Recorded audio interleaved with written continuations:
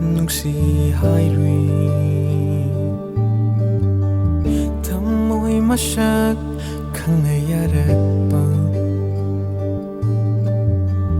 thamoi masu irang hauri nungsi wahai kayaduna tanza se fangjabada fauragliba ihusina hairi oijarage nangse punsige talo fanghanbiu nangi nungsiba fangba oijarage nangse punsige talo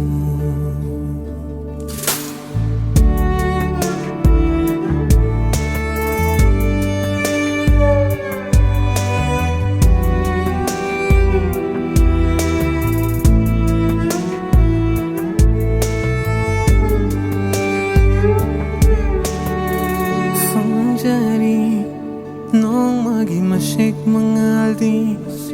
thajagi yauragli fangdaba thasi ahingda mamlaroi nangi ai nungsi lambidi khalabasu marol kayagi fijangna epkrabani honglaroi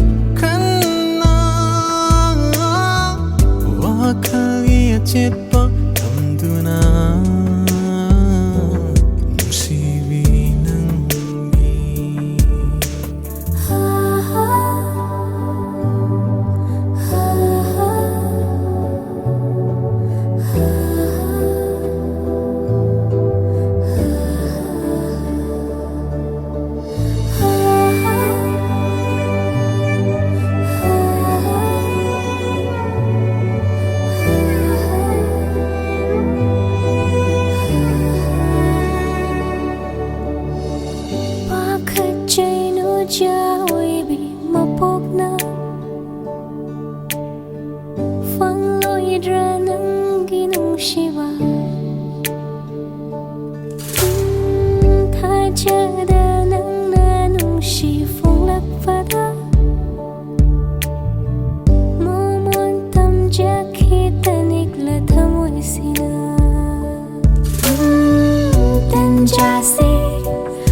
Jabada